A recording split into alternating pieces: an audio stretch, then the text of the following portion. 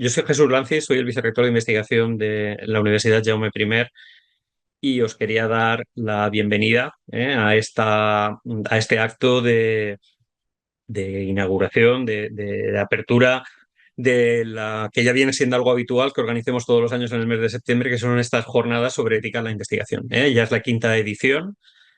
Y lo primero que voy a hacer es agradecer a todas las estructuras de la universidad que hay detrás, porque si no, finalmente se me olvidará, y no querría tener ese olvido, ¿no? Ese descuido. En primer lugar, mi agradecimiento a la Generalitat Valenciana, que a través de la Cátedra de Transparencia Pública pues proporciona soporte para que podamos estar año tras año organizando estas jornadas desde hace ya 5, como os comentaba. Y también quería hacer el agradecimiento a Beatriz Tomás y a Marta Oller, que son las personas que están al frente de esta cátedra en la universidad. También a la Escuela de Doctorado, porque esto es una jornada que organizamos en el marco de la formación de los jóvenes investigadores que se ofrece en esto que se llama formación transversal y que trata de aumentar las competencias en el ámbito profesional de la investigación para los jóvenes que se inician en la escuela de doctorado. Al proyecto, a Ramón Cestra y al proyecto Catálisis, que es un proyecto financiado por las convocatorias de Horizonte Europa, en el que participamos dentro de un consorcio y que tiene como objeto pues también estas cuestiones relacionadas con las buenas prácticas en investigación, los sistemas de gobernanza ética en las instituciones de educación superior. Y, como no, también a Laura, a la Oficina de Cooperación en Investigación y Transferencia de Tecnología, a la OCIT, y en concreto al Comité de Ética de la Investigación, que encuentra allí su arraigo y que llevamos pues ya unos cuantos años evaluando, haciendo evaluación de ética de proyectos y generando pues digamos implementando, ¿no? el conjunto de normas y directrices que nos damos en la universidad.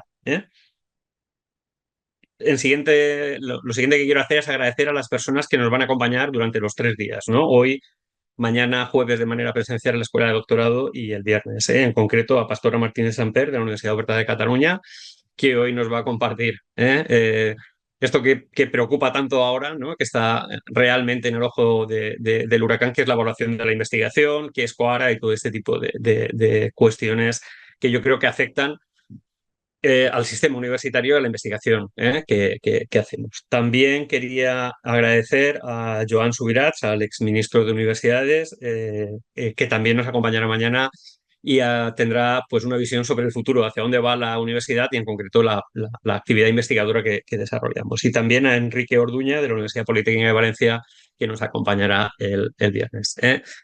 Yo creo que es de agradecer que personas que tenéis agendas complicadas, pues encontréis un hueco para compartir vuestras experiencias, vuestro conocimiento con el personal de la Universidad Jaume I. Así que gracias a todas las tres. Yo no lo voy a hacer mucho más largo, creo que vamos a tratar una serie de temas que nos preocupan mucho a todos, la evaluación de la investigación, las métricas, cuestiones. Este año hemos enfocado ahí, cada año vamos digamos, dando un enfoque distinto. Otros años hemos hablado de ciencia abierta, ciencia ciudadana, digamos, son temas que vamos incorporando y yo creo que es muy importante que los jóvenes investigadores que se forman en la escuela vayan tomando contacto, ¿no? con todas estas preocupaciones de la comunidad investigadora a nivel internacional para ir mejorando y avanzando en el conjunto de buenas prácticas. Por mi parte, nada más, simplemente como he comenzado, agradeceros a todos vuestra presencia aquí, vuestro interés y nada más, Pastora, es tu turno. ¿eh? Muchísimas gracias. Pues muchísimas gracias a vosotros. Buena tarde, buenas tardes. Y nada, es un placer estar aquí. Esta invitación, lo comentábamos antes, yo creo que son temas muy relevantes. Por desgracia también de actualidad, también en medios generalistas, por cuestiones bueno, que lo merecen. Y pues yo os voy a compartir una presentación. A ver. Que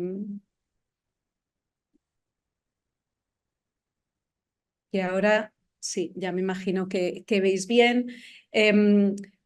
Para explicaros qué es esto de COARA, que a lo mejor os suene o no, y toda la reforma, sobre todo europea, pero también a nivel global de la evaluación de la investigación, y luego mirarnos un poco a nosotros de qué podemos hacer desde la universidad o qué podemos hacer incluso nosotros mismos como personal docente e investigador. Y empiezo por el principio, porque después hemos venido discutiendo en foros quizá más especializados realmente si es necesaria o no esta reforma de la evaluación de la investigación. Y yo quería empezar confrontándonos con una serie de aspectos que realmente marcan y hacen ver que sí que tenemos un problema con esta evaluación de la investigación. Y yo os voy a dar algunos elementos a ver si os convenzo. Y es que, por un lado, aunque sea de manera un poco simplista, hemos acabado con una evaluación bastante paper-céntrica, ¿no? O publicación-céntrica. A mí me gusta usar bastante esta viñeta, que la llevo arrastrando desde hace ya bastantes años de los de PhD Comics, porque creo que muestra muy bien hacia dónde hemos ido, ¿no?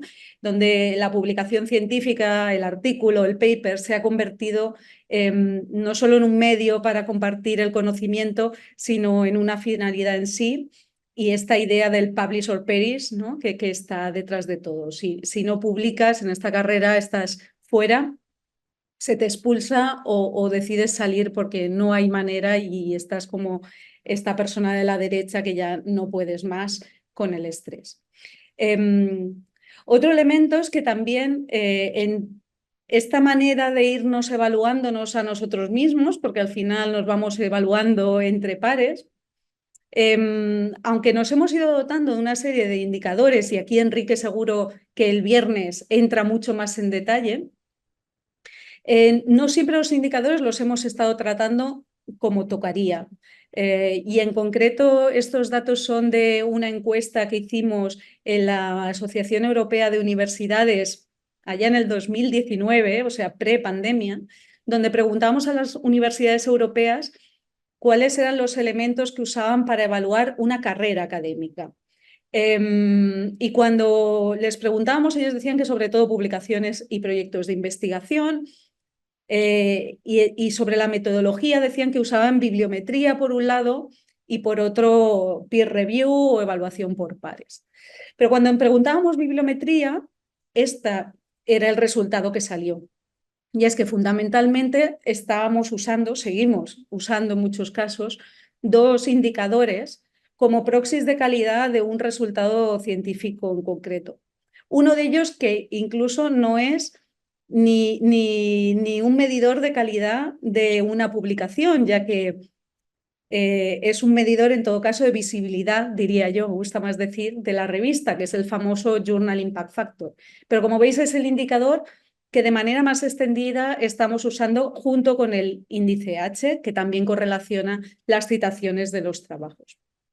Y al final hemos convertido, ¿no? Yo que vengo del mundo de la física cuántica, esto de que el observador modifica el objeto observado, en este caso, bueno, este énfasis no solo por publicar mucho, sino además por publicar en revistas de un alto impacto y que cada vez se cite más nuestros trabajos. Y esto se ha convertido un poco en el objetivo más que en el medio. Además, estos indicadores, algunos de ellos, tienen lo que algunos autores describen como el efecto farola, ¿no? Que se ha descrito para otras cuestiones. Hay indicadores que describen muy bien un cierto tipo de investigación o de una cierta disciplina, sobre todo de ciencias puras, pero que no describen tan bien estas zonas en grises otro tipo de investigación.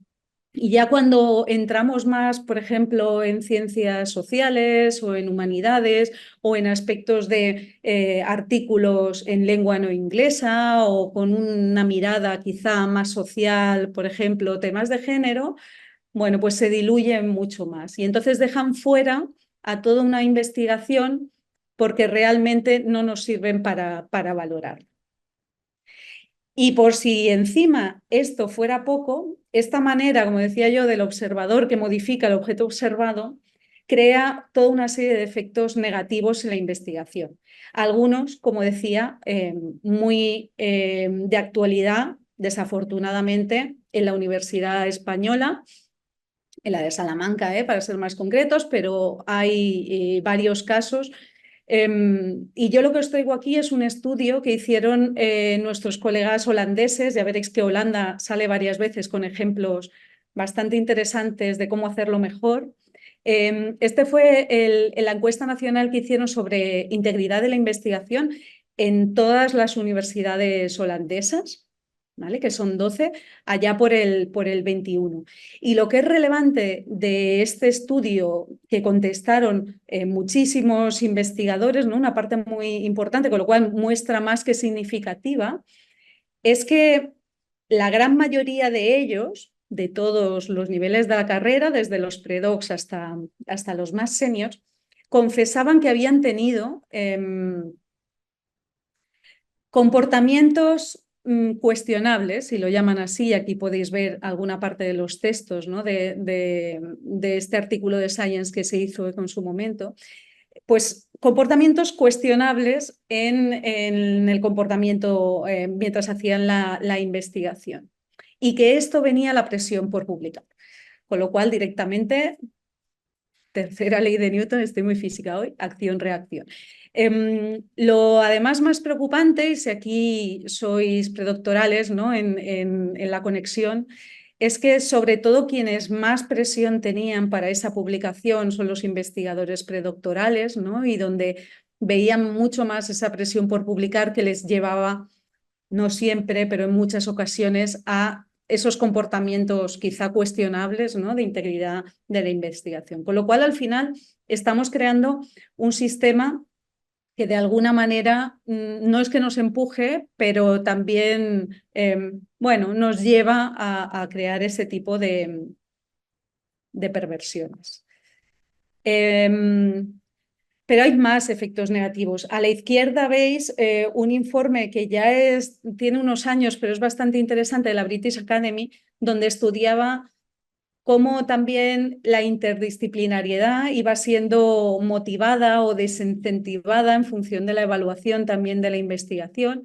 Y aquí también se ve cómo la poca incentivo, ¿no? a que puedas publicar, porque no siempre se reconocen bien los artículos científicos que son interdisciplinares, porque no siempre se encajan bien en ciertas revistas u otras, hace que al final aunque la interdisciplinariedad parece que se motive, aunque sea de palabra, luego a la hora de reconocerla es muy difícil, con lo cual esta manera de evaluar la investigación de alguna manera tampoco está apoyando que haya una cierta investigación mucho más interdisciplinar.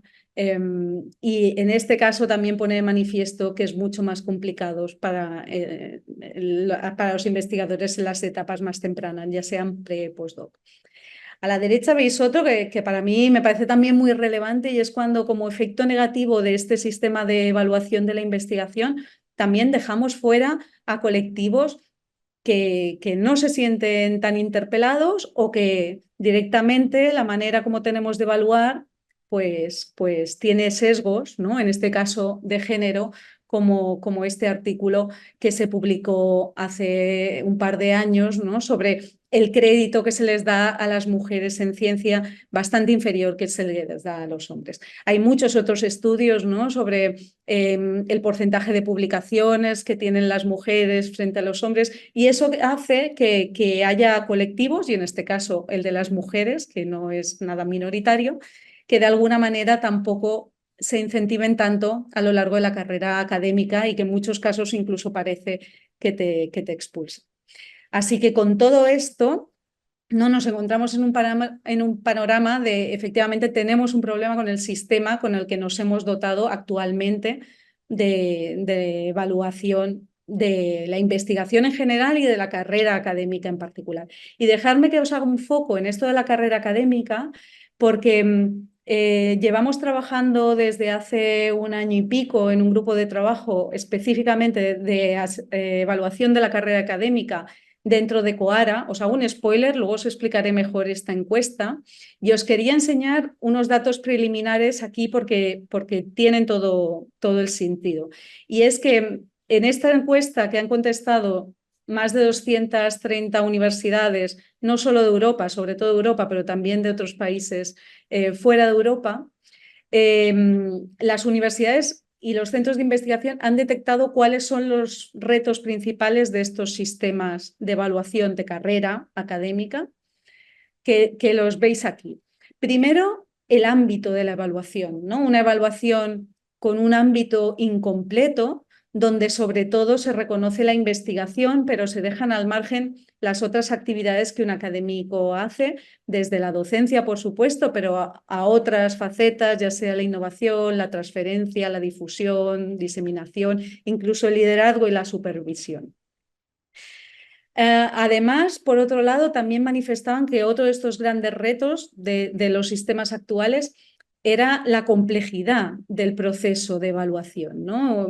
Esta manera que tenemos de evaluar diferentes cosas con lo cuantitativo, lo cualitativo, cómo evaluamos la docencia, es un debate que siempre se pone sobre la mesa. Toda la parte de los indicadores disciplinares y la interdisciplinariedad, y después aspectos que conciernen más a la transparencia, de todo el proceso. Pero hay más. También detectaban estos otros tres retos, ¿no?, que iban de la mano de constricciones tanto regulatorias como de recursos, y aquí depende mucho de si quien contestaba era por ejemplo, alguien de una universidad española, donde tenemos unos sistemas muy centralizados de evaluación de carrera, ¿no?, pasando por unas acreditaciones, como por ejemplo la de la NECA, para poder progresar, u otros sistemas de regulación. También toda la parte que va de la mano de los recursos que se tienen que dedicar para una buena evaluación, ¿no? Tú necesitas revisores, necesitas formarlos, necesitas tiempo, y al final todo eso son recursos. Como cuarto reto, lo que detectaban también era esa alineación entre los criterios y los procedimientos de la organización, ya sea una universidad o un centro de investigación, con los criterios que te pedían a nivel nacional, y que eso muchas veces producía ciertos desajustes o incluso de algunos financiadores. Y por último, todo lo que es concerniente a la carrera en sí, a los diferentes itinerarios, a los procesos de selección, a los procesos de promoción dentro de la carrera, y todo lo que es la diversidad de los posibles itinerarios en la carrera y de reconocimiento de las diferentes etapas, sin hablar de internacionalización y movilidad. Con lo cual, con todo esto en mente, bueno, hay ahora mismo, y ya venimos hablando desde hace unos años, de un movimiento de reforma europea de la evaluación de la investigación, y añado aquí también académica, porque últimamente estamos desde las universidades también intentando de abarcar más allá de la investigación. Empezaremos por la reforma de la evaluación de la investigación, pero también no descuidando el resto de actividades académicas del PDI, que también son muy importantes. Y esto no es nuevo, hemos hablado de COARA, luego entraré a lo que es COARA, que son unas siglas, para quienes no lo conozcáis lo avanzo.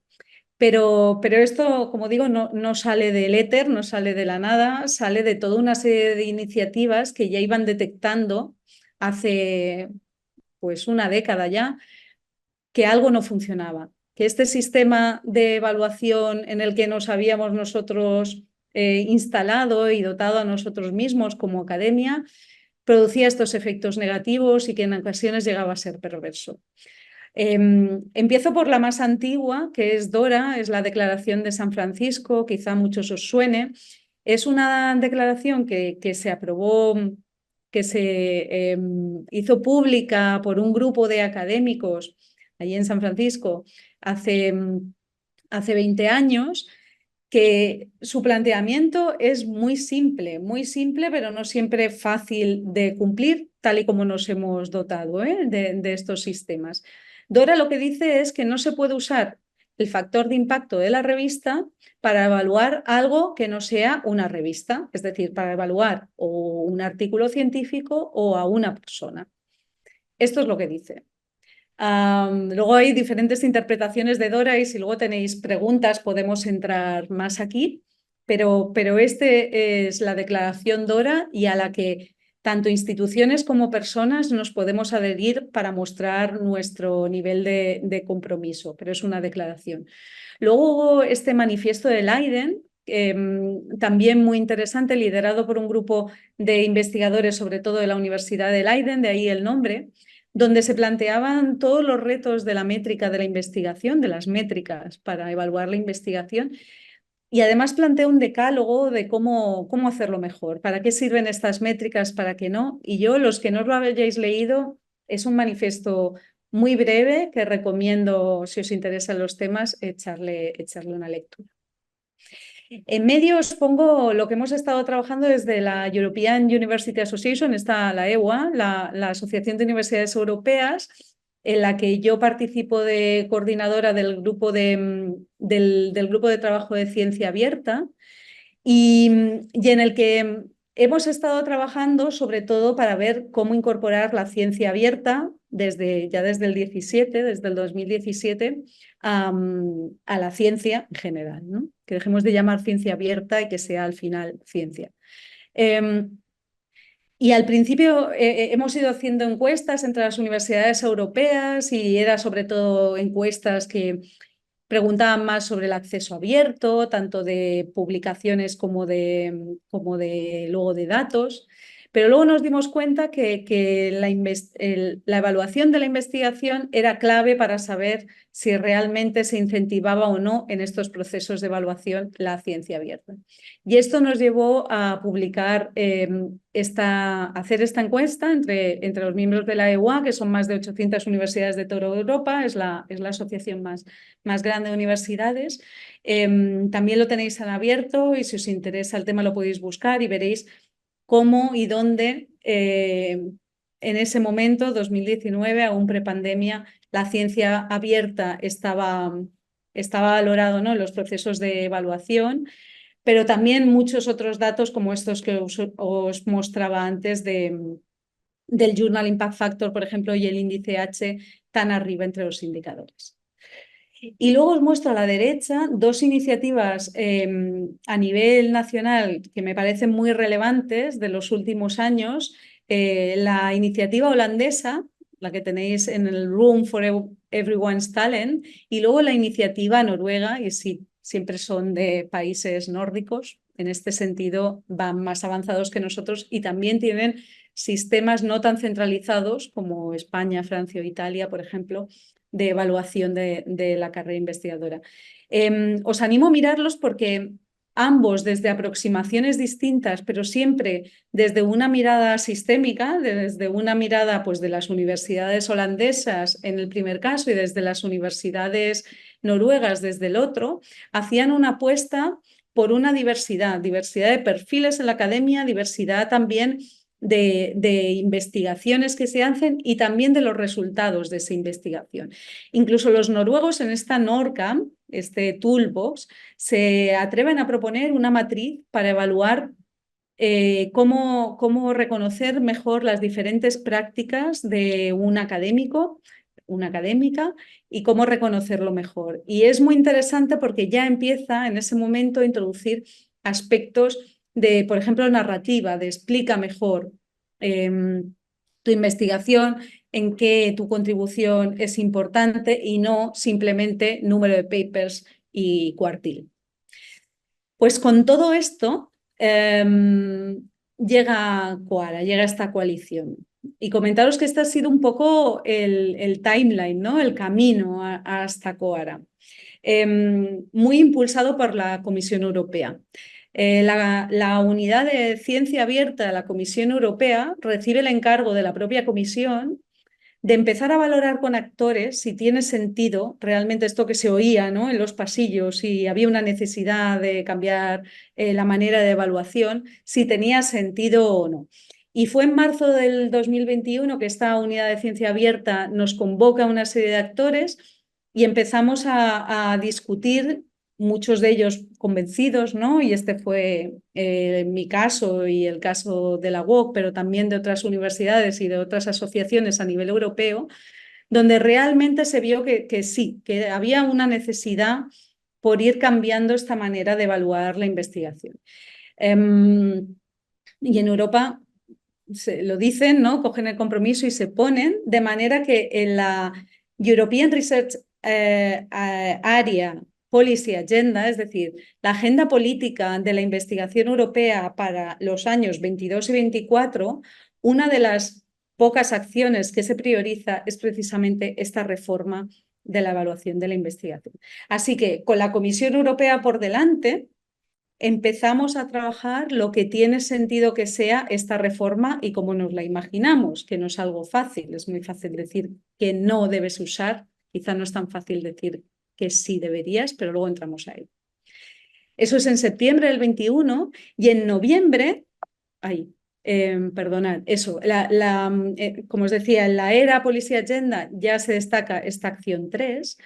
En noviembre se publica lo que ellos llaman Scoping Paper, que también lo tenéis aquí, que yo os recomiendo si os interesa el tema, si solo os podéis leer un documento, leeros este Scoping Paper, porque hace un muy buen resumen de por qué hemos llegado hasta aquí, qué es lo que falla y qué es lo que podemos hacer para cambiarlo. Y básicamente, cambiarlo cómo, ¿no? Pues cambiarlo de verdad reconociendo los méritos intrínsecos de la investigación que se hace, no solo por los papers, sino por otro tipo de resultados, pero también por cómo se hace esa investigación. Con lo cual aquí la parte de integridad vuelve a estar sobre la mesa de manera muy importante. Y el cómo hacerlo, pues lo que propone es que hagamos una gran coalición, los actores implicados, tanto financiadores, reguladores como performers, ¿no? Como universidades y centros de investigación, para trabajar sobre el tema. Y ahí es cuando se publica este acuerdo para reforma de la investigación, de la evaluación de la investigación, perdona, en julio del 22. Durante un año se discute muchísimo este acuerdo, qué debe estar y qué no debe estar. Y este acuerdo, que también lo tenéis en abierto, tiene una serie de compromisos para aquellas instituciones que se adhieran a él. Y os pongo aquí los 4 primeros porque son los seminales, ¿no? los fundamentales hacia donde se dirige toda esta reforma para hacerlo más concreto. Primero es que pide que quien se adhiera a este acuerdo, quien lo firme, reconocerá la diversidad de contribuciones y de carreras de la investigación, ¿no? De acuerdo con las necesidades y la naturaleza de esta investigación. Con lo cual, diversidad es una palabra clave que no tiene por qué estar negada con calidad, por supuesto, y con impacto. La segunda parte es que se apuesta por una evaluación que tenga en cuenta el peer review, que tenga en cuenta la evaluación por pares, que tenga en cuenta lo cualitativo, por supuesto con un soporte de uso responsable de los indicadores cuantitativos. Así que aquí también ha habido mucha simplificación, que toda esta reforma va en contra de la bibliometría y de los indicadores cuantitativos. Eso no es así. Simplemente lo que se trata es de buscar los indicadores adecuados para evaluar lo que se quiere evaluar y que siempre sean un apoyo, ¿no? Una evidencia para la evaluación más holística.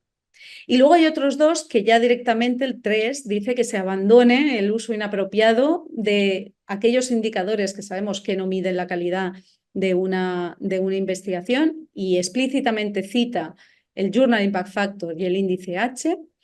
Y en último término, lo que habla es de dejar de usar rankings de organizaciones, tanto de centros de investigación como de universidades, para la evaluación de la investigación.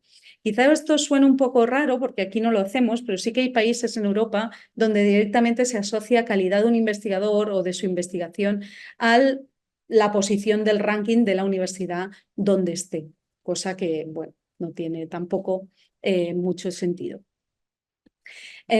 Así que tras este acuerdo, en diciembre de 2012, nace COARA, se constituye COARA, que es la coalición para el avance de la reforma de la evaluación, con unas 300 y pico organizaciones de toda Europa. Y pongo aquí que justo el mes después, porque ya estábamos antes trabajando en el tema, también a nivel español nos reunimos en la Universidad de Barcelona justo en enero del 2023 lo que en su día llamamos el Foro Español para la Reforma de la Evaluación de la Investigación, con un claro reflejo de a nivel nacional, ese reflejo de la necesidad de la reforma a nivel COARA. Bueno, aquí tenéis la foto. ¿Qué es COARA a día de hoy? Pues aquí tenéis la cifra oficial que da su página web, ¿no? Con fecha del 9 de septiembre.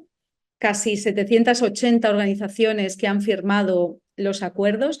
Lo que tenéis en la pantalla del el rosco y los datos son los datos de la última Asamblea General de COARA, que fue en junio de este año, donde podéis ver que son 646 organizaciones miembros de COARA. Hay casi un centenar más de firmantes del acuerdo, o sea que no necesariamente firmando el acuerdo te adhieres a COARA, aunque sea lo más habitual.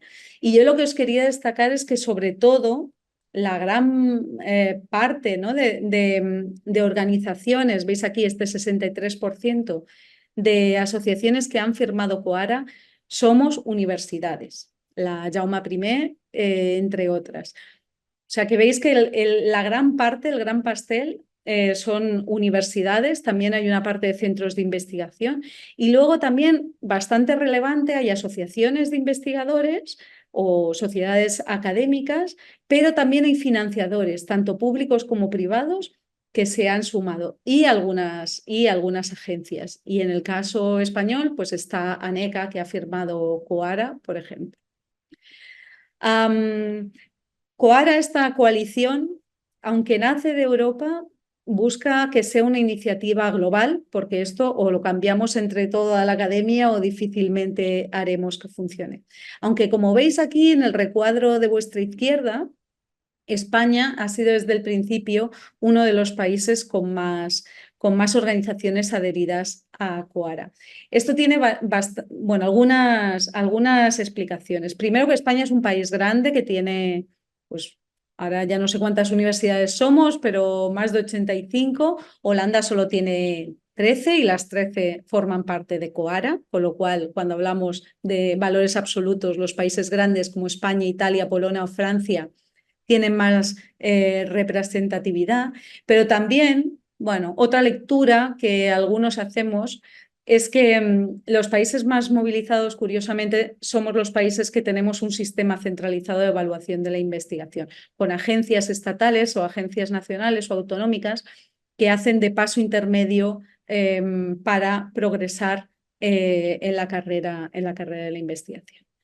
Pero como veis, hay muchos más países representados, como os decía, sobre todo Europa, pero también hay algunas organizaciones y se está de fuera, tanto de América como de África, Asia, Oceanía, y se está haciendo un esfuerzo para convertirla en lo más global posible. Y la otra parte muy importante de COARA, sobre todo, y de este acuerdo al que cada organización que firmamos nos comprometemos, es que no es una declaración más. Tú, Adora, nosotros también nos adherimos, es una declaración de intenciones, es una declaración de principios, es una declaración y se puede quedar en eso. Claro, ahí está la parte de coherencia institucional de cada uno de firmar algo y luego pasar de ello. Bueno, hay claros ejemplos en todos los ámbitos de la vida. Pero en cambio, COARA sí que implica una llamada a la acción. El hecho de firmar ese acuerdo, comprometerte con ese acuerdo, te hace comprometerte como institución a hacer un plan de acción para ir incorporando dentro de tu organización aquellos aspectos de mejora de la evaluación que vayan en la línea COARA. Aquí lo que podéis ver en el gráfico es la evolución de los planes de acción que se han ido enviando o subiendo a la nube, porque se ha creado una comunidad en el repositorio abierto Zenodo, que si lo buscáis como COARA encontraréis todos los planes de acción aprobados hasta la fecha. Como veis, hay una progresión, no hay muchísimos, ahora no sé cuántos habrá, pero ya os digo que en junio no llegaban a 60.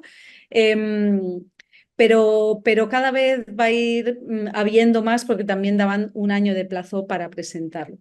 Vosotros en la Jaume I tenéis el vuestro y os animo a que también le echéis un vistazo. Está disponible en internet, en la web también lo aprobamos por aquellas fechas. Deciros que hasta la fecha Apenas 10 organizaciones españolas hemos aprobado un plan de acción, o sea que enhorabuena también a la Jaume I en este caso por tener un plan, por haber cumplido este compromiso. Ahora lo complicado vendrá ahora, a la hora, ¿no? de incorporarlo. Es interesante también la mirada de Coara, porque tampoco es controladora o punitivista. La idea es que cada uno haga el plan de acción que considera que tiene sentido dentro de su propia organización, con el contexto de su propia organización y al ritmo que considere que tiene más sentido. Y en ese caso, pues cada uno nos hemos ido adaptando de qué es lo que podemos hacer internamente. Por ejemplo, la UOC, nuestra propuesta dentro del plan de acción de Coara ha sido revisar aquellas convocatorias internas propias, es decir, las que podemos revisar los criterios, pues no podemos revisar ni convocatorias de ANECA o de la Agencia Estatal de Investigación, por ejemplo. Ya está teniendo efectos, ¿no? Es verdad que parece que todo es muy lento, aunque en tiempo universitario 2 años no es nada, pero en realidad ya está teniendo efectos visibles. Y os pongo aquí y vuelvo a la integridad de la investigación, no porque sea actualidad, sino porque es un tema realmente importante, preocupante y más muy acorde a la temática de estas jornadas que se inauguran hoy. Y os pongo esta revisión del Código de Conducta Europeo para la integridad de la investigación, que revisaron el año pasado ALEA, la Asociación de Academias Europeas, que es muy interesante tal y como lo plantean, pero es que además dentro de las buenas prácticas de la investigación, dentro del apartado de evaluación, ya incorpora esta mirada Coara con esta idea de ir más allá de los indicadores cuantitativos exclusivamente y tener en cuenta la diversidad, la inclusión, la abertura y también la colaboración de manera muy relevante. Con lo que, veis, ya hay mensajes de cómo ir evaluando. Coara está organizado, hay una asamblea general, pero en realidad donde se están discutiendo temas son en grupos de trabajo, que actualmente son 13, ha habido 2 convocatorias. Y los grupos de trabajo son muy dispersos. Hay desde el que coordinamos desde la EUA y yo formo parte, que es el de la evaluación de la carrera académica, pero hay otros que están más orientados a buscar otros tipos de indicadores, a buscar la robustez de la evaluación por pares, otros que en cambio se están fijando más en integridad de la investigación, otros en multilingüismo, con lo cual si entráis en la página web encontraréis los 13 grupos de trabajo y a qué se están dedicando. Son muy activos, en muchos casos hacen también webinars abiertos para todos, o sea que yo lo que os recomiendo es que os apuntéis o sigáis por redes sociales Coara, os apuntéis a la newsletter y os llegará toda esta información si os interesa. Y otra parte interesante que no estaba prevista en un principio, pero desde algunos países insistimos bastante, fue en crear capítulos nacionales, porque el contexto es muy relevante. Como os decía, no tiene nada que ver el sistema español al sistema noruego, y cada uno tenemos nuestras particularidades y nuestra idiosincrasia. Pues ahora ya son todos estos capítulos nacionales, o sea, grupos de trabajo de aquellas organizaciones, perdón, a nivel estatal, por ejemplo, el español, que hemos creado este capítulo nacional con idea de crear un espacio de discusión que sea más propia, sin olvidar lo europeo, ¿no? Pero que también podamos buscar algunas acciones o reformas más cercano a nuestro día a día. Y como veis, pues son todos estos grupos. España conformó este capítulo nacional y ahora entraré porque también os quería decir cuáles son, por lo menos de momento, están siendo los efectos en nuestro sistema universitario, en nuestro sistema de conocimiento. Y primero destaco algunas apuestas ministeriales. Aquí tenéis la Estrategia Nacional de Ciencia Abierta, que se aprobó el año pasado, por fin, porque costó mucho aprobarla, fueron muchos años un poco de Guadiana, de idas y venidas. Lo sé porque yo participé en el grupo de trabajo como representante de la Comisión de Ciencia Abierta de CRUE. Bueno, podemos discutir sobre la estrategia si queréis y sacar sus puntos más fuertes, quizás sus puntos más débiles, pero yo aquí os la destacaba porque hay todo un objetivo estratégico relacionado con todos los incentivos y en los reconocimientos, también con la formación. Y en concreto estos mecanismos de evaluación de la investigación y la necesidad de un sistema de incentivos y reconocimientos que impulsen, en este caso, prácticas de ciencia abierta. Pero al final, la ciencia abierta, la integridad de la investigación, la incorporación de la perspectiva de género, yo lo miro como diferentes aproximaciones, ¿no? a un mismo sistema.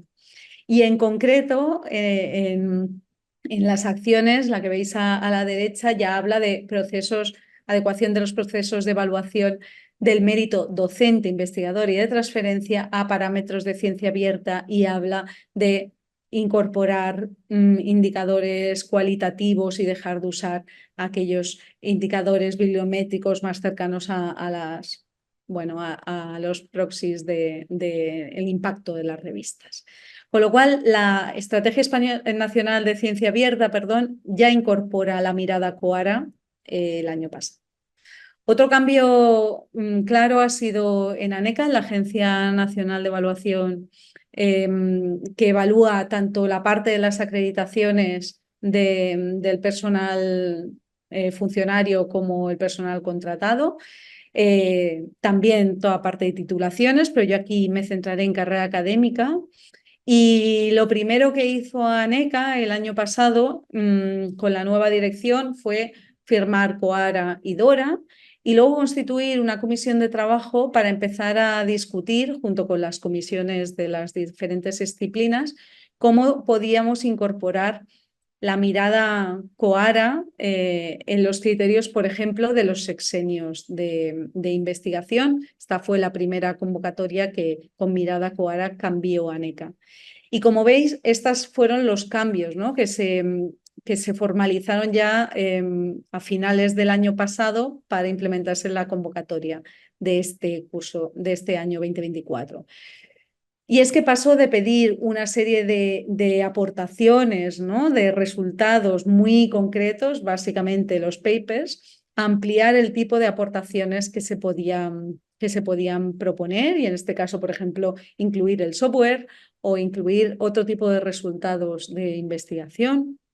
También un reajuste de la combinación de lo cuantitativo con lo cualitativo, y se pide una narración justificativa de las aportaciones que haces para justificar esos 6 años de actividad intensa en investigación. El requerimiento de tener en abierto las aportaciones que presentas, o, por ejemplo, no penalizarte porque estas aportaciones, también artículos, sean en español o lenguas cooficiales, valencià, catalán. Otra cosa muy interesante fue la creación, rescatado, de un campo cero, un campo interdisciplinar y multidisciplinar, precisamente para dejar de penalizar aquella investigación que no es estrictamente disciplinar y que tiene cada una su comisión, la de química, la de física, la de matemáticas, la de historia. Y en este campo cero se han recibido este año, si no recuerdo mal, algo más de 200 solicitudes, con lo cual ya demuestra que sí que había un hueco por cubrir, y este campo cero lo ha permitido. También una homogeneización de los diferentes criterios específicos de cada una de las comisiones, y luego valoraciones en situaciones especiales para favorecer una no discriminación. Quizá lo veáis más claro en este baremo general, ¿no? De aplicación de la evaluación de los sexenios por parte para los comités asesores, donde se ve la importancia, por ejemplo, del impacto científico, del impacto de la aportación al conocimiento científico y al conocimiento del área, pero luego también, por ejemplo, la importancia del impacto social en el caso de que esa aportación lo haya tenido, o la contribución a la ciencia abierta, Y en cambio la penalización, por ejemplo, de reiteración de publicaciones muy similares o de problemas en la autoría que no es justificada suficientemente. Volvemos al caso que está ahora mismo, ¿no?, en la prensa últimamente, y que por desgracia no es el único caso, o incluso malas prácticas en la investigación y cómo eso te puede penalizar dentro de ese baremo general.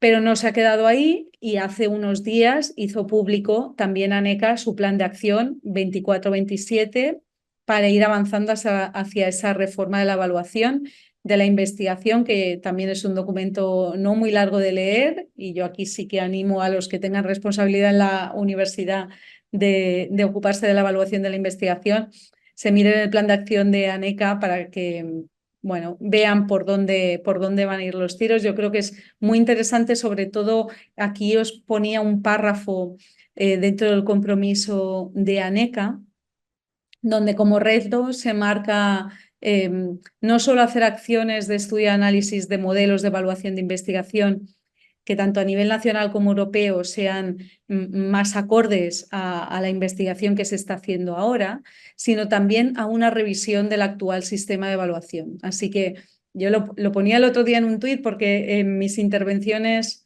hace meses o hace quizá un año me preguntaban siempre, pero ANECA, ¿qué dice? ¿ANECA qué va a hacer? Bueno, pues ya tenemos claro que ANECA ha comprado esta reforma de la evaluación de la investigación, como no podía ser de otra cosa, tal y como también nos piden desde Bruselas, y se está adaptando poco a poco a ello, intentando hacerlo de manera paulatina para que todos nos vayamos adaptando. Y como os decía, estos son los datos de febrero del 24, o sea, de febrero de este año, donde se presentó el capítulo español de COARA. Y aquí lo que podéis ver son todas estas entidades españolas que nos hemos sumado a COARA, la Jaume I también.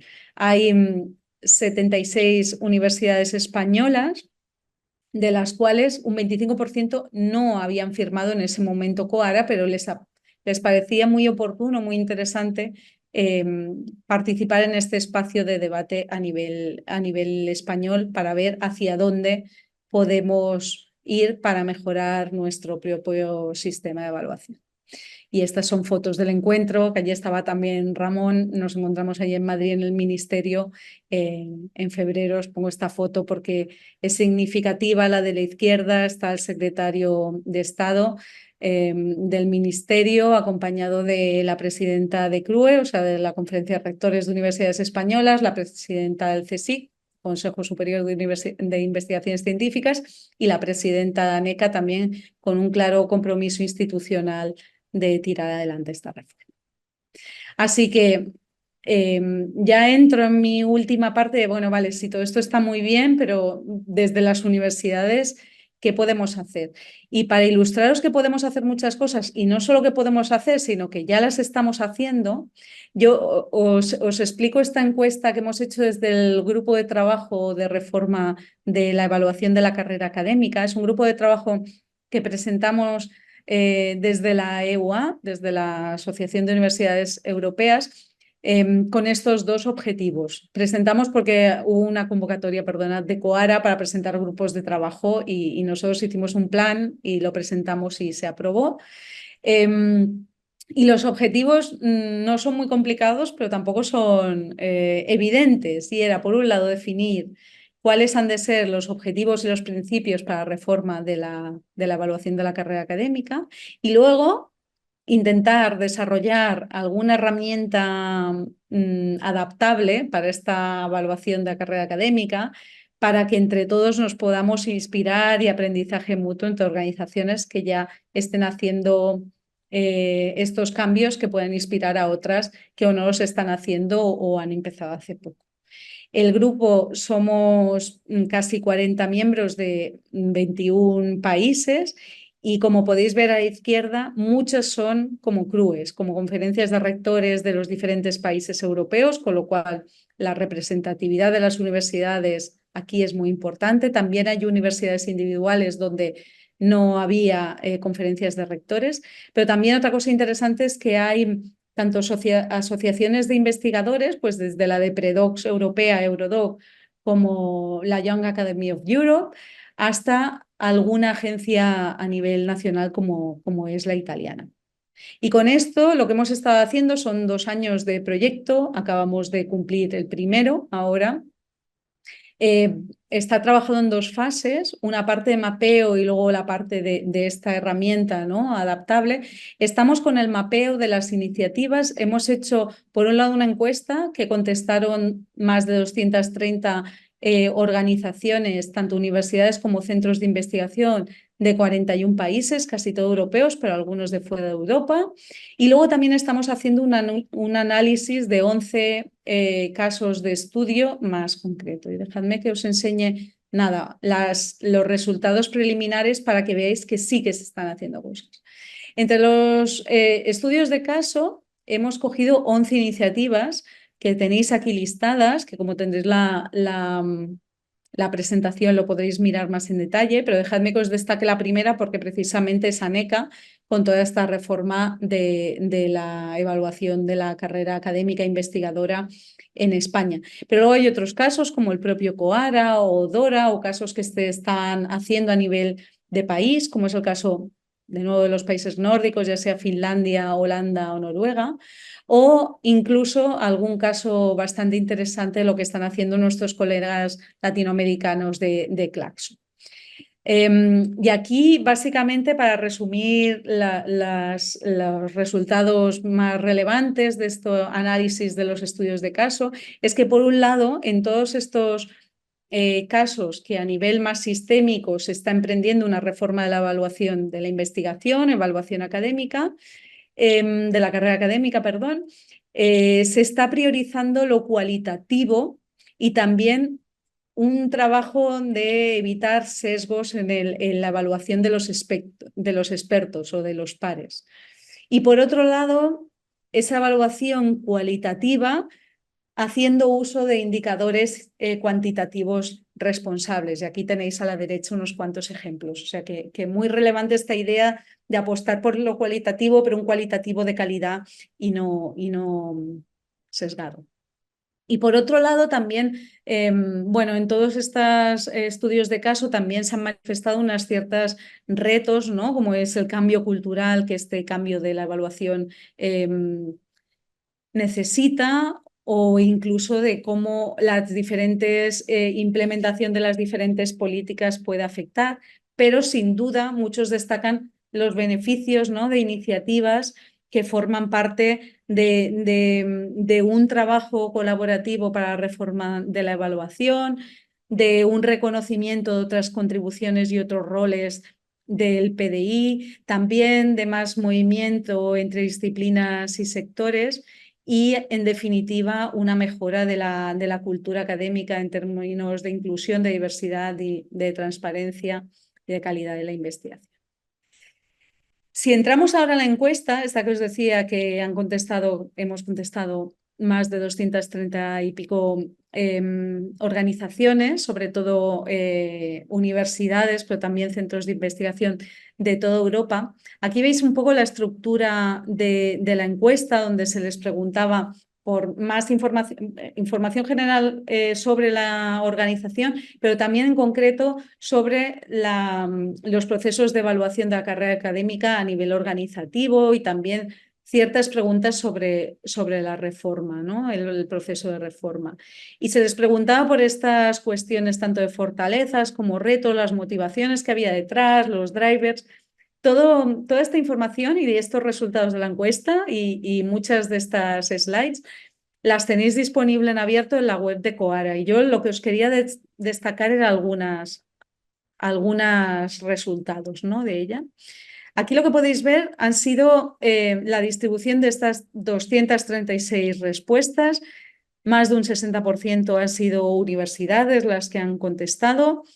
Universidades en el sentido de universidades de investigación, ¿no?, como las entendemos aquí, esta Comprehensive Higher Education, pero además un 15% también universidades más especializadas o de Applied Sciences, como se conoce en Europa. Destacar que de estas 236, 62% eran miembros de COARA, pero el otro no. Y solo el 28 habían firmado DORA. Esto para que tengáis una idea.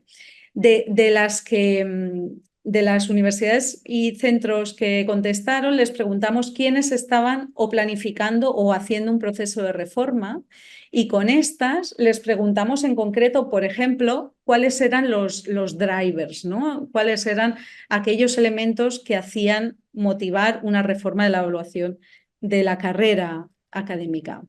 A la izquierda tenéis la distribución de todas las organizaciones, que en este caso eran las que estaban haciendo un proceso o planificándolo, que se quedan en 192.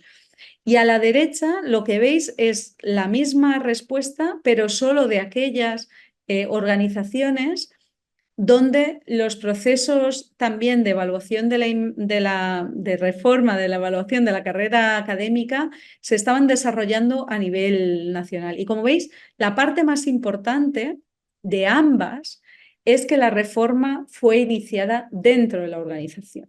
Con lo cual, mi primera conclusión es que desde las universidades también podemos iniciar cambios internos sin esperar a que otra organización, el ministerio, una organización, una agencia a nivel estatal, nos marque todo el camino desde fuera.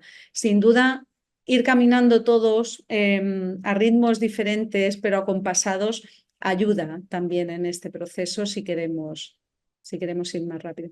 Es interesante cuando se les preguntaba por qué, ¿no? ¿Por qué habían empezado este proceso de reforma, ¿no? Y aquí podéis ver estas respuestas que hemos agrupado en estos 7 ítems, ¿no? Como desde ofrecer unos criterios de evaluación más diversificados, más justos, ¿no? Más acompasados o mejor acompasados con el trabajo académico, también aspectos de transparencia en las prácticas de evaluación, garantizar la calidad de la investigación, también incorporar la ciencia abierta, nos decían algunos, esta parte de la necesidad del bienestar del equipo que también sale, o incluso de hacer de la organización de la universidad un espacio más atractivo para atraer talento.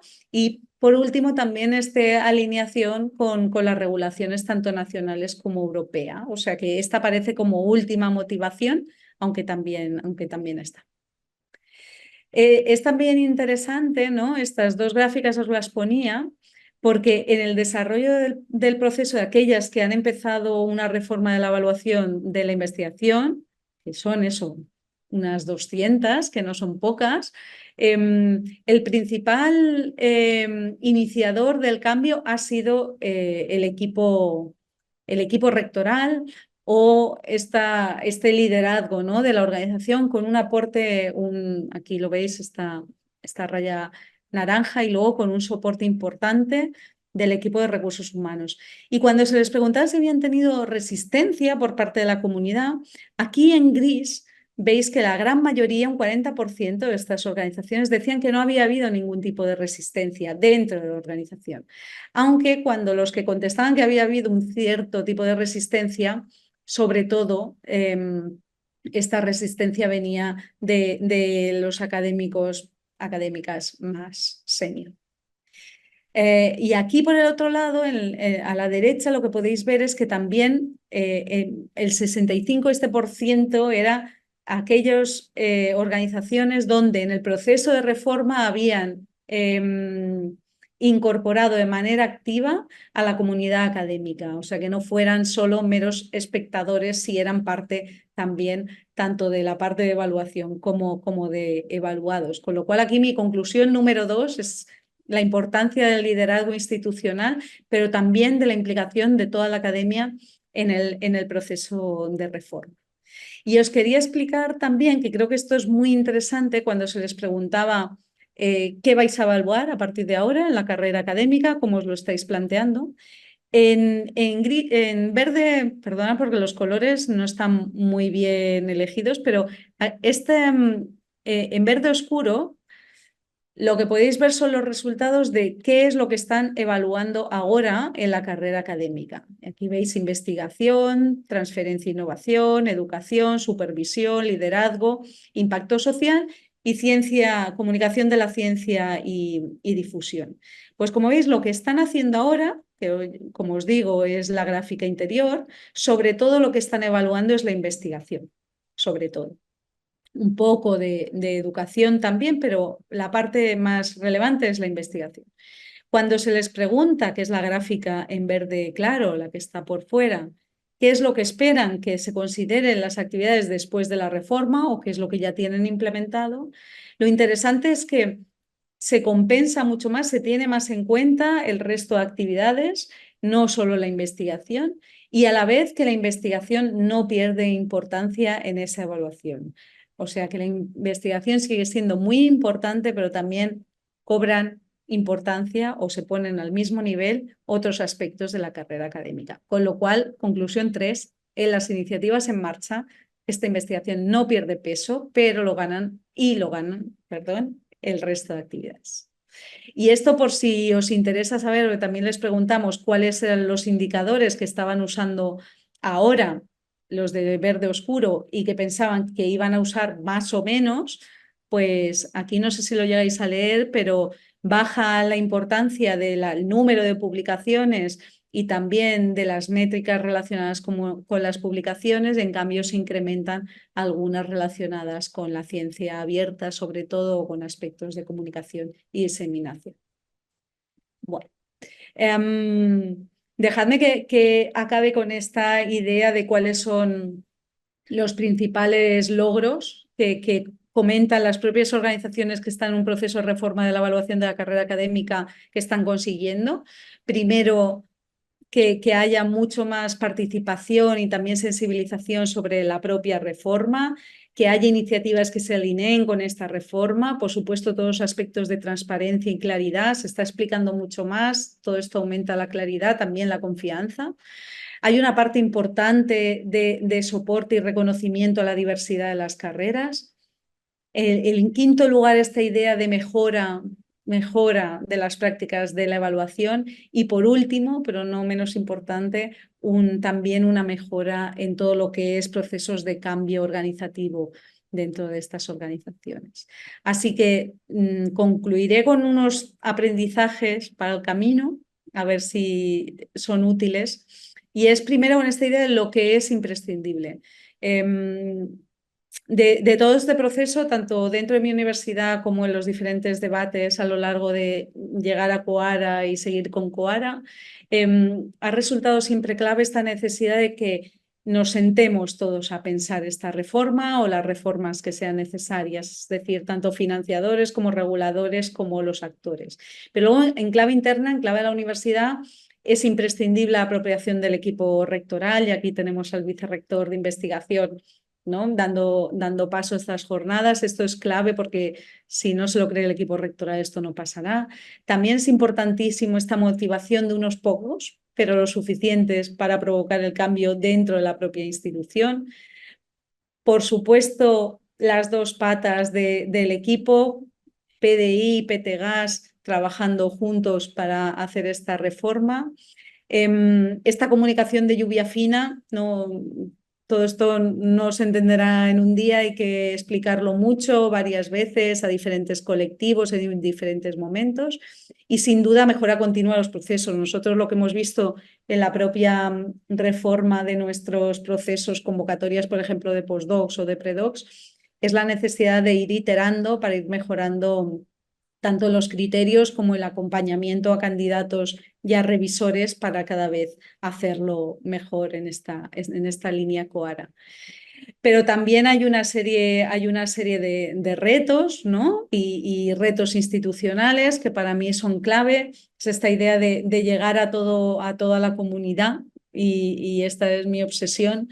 Hay que repetirlo mucho, son varias estrategias, una sola no sirve.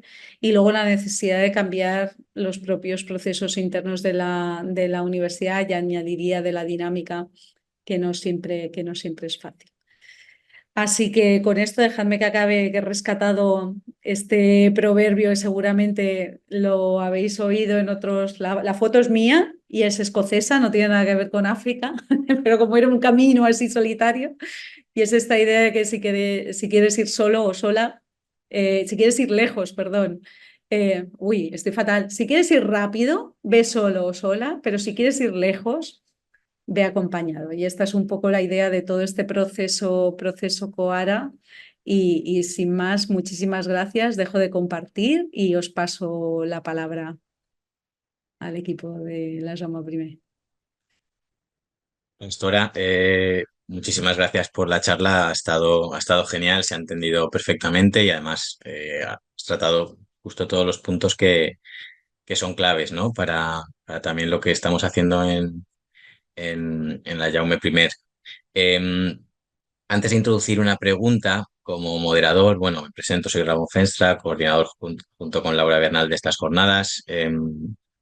Y antes de, bueno, también para que el público lo sepa, podemos utilizar la sección de preguntas y respuestas para cualquier cuestión que queráis plantear. Yo lo iré leyendo conforme vayan entrando las cuestiones. Y bueno, abusando de mi rol, Pastora, de moderador y teniendo la oportunidad de tenerte aquí, que para nosotros es muy importante y muy especial, ¿no? Porque eres una persona también que cuando queremos saber algo, estar al día, seguir tu cuenta de Twitter nos viene muy bien. Ahí vemos siempre la actualidad y también la web es un referente, ¿no? Cuando estuvimos haciendo el plan de acción Coara de la UGI, mirábamos todo lo que ya estaba desarrollado en la institución, ¿no? En la que coordinas tanto la parte de acceso abierto, ciencia abierta, como también la parte de evaluación científica, ¿no? Entonces, claro, nosotros aquí también estamos inmersos en el proceso, intentando hacerlo lo mejor posible y una de las cuestiones que también vamos a hacer de aquí muy poco, en noviembre lanzaremos precisamente una encuesta interna sobre cuestiones de cultura de la evaluación, sobre percepciones de la comunidad investigadora sobre la investigación cuantitativa, cualitativa, para conocer también en general las percepciones, ¿no? Esperanzas y preocupaciones que pueda tener la comunidad investigadora y desde ahí revisar nuestro plan de acción, ¿no? Un poco ese es uno de los primeros, una de las primeras tareas que nos hemos puesto en la Jaume I, junto con luego todo el resto de acciones, ¿no? Y queríamos preguntarte un poco en la web, en qué punto estáis, cuáles van a ser de manera más específica los siguientes pasos. ¿Estáis revisando el plan de acción si lo hemos entendido bien y ya estáis haciendo algunas acciones? Cualquier consejo ahí nos vendría muy bien. Pues primero muchas gracias, ¿eh? Yo lo de ir juntos lo pienso a nivel de sistema, ya sea a nivel estatal, también europeo, porque se aprende muchísimo, ¿eh? De todos estos espacios, o sea que al revés, que muchísimas gracias y si lo que nosotros hemos empezado antes puede servir a los que estéis trabajando, luego nos servirá a nosotros. Dicho esto, ¿en qué proceso estamos? Nosotros empezamos a trabajar el plan de acción el año pasado por estas fechas, un equipo redactor muy pequeño, también lo explicamos un poco en el plan de manera muy sintética para que no fuese un documento muy largo. Y luego constituimos una comisión COARA que en realidad se conformó de dos comisiones que ya existían antes. Nosotros ya veníamos trabajando en nuestro plan de acción de conocimiento abierto que aprobamos en el 2018, ya vimos esta necesidad de ir cambiando la evaluación de la investigación para precisamente no penalizar aquellas prácticas de ciencia abierta sin incentivarlas. Entonces, fue como darle otro nombre a un grupo que ya venía trabajando y discutiendo sobre esos temas. Pero lo que teníamos muy claro y así se ven en las responsabilidades de las diferentes acciones de nuestro plan de acción, es que la revisión de los criterios de las convocatorias propias, por nosotros, claro, hemos decidido cambiar lo nuestro, no podemos cambiar otras convocatorias, como decía antes, son responsabilidad de la comisión que revisa esos criterios ya normalmente y que las publica, que en el caso de la UOC es la Comisión de Investigación y de Transferencia, que está formada por los vicedecanos de investigación de nuestras facultades, más el vicerrector de investigación y el vicegerente de investigación. Con lo cual, en nuestro caso, no es la comisión COARA la que decide cambiar criterios, sino que somos un poco el CURCO, ¿no? Los que estamos como vigilantes de que esto pueda pasar o incluso trabajar de manera conjunta con nuestra comisión de investigación y de transferencia, que son los que realmente tienen la responsabilidad de publicar estas convocatorias y de adaptarlas a las necesidades que haya. Entonces, esta propia comisión ya ha empezado incluso de motu propio, como son varios años, ¿no? de ir haciendo esta lluvia fina de revisión de convocatorias propias.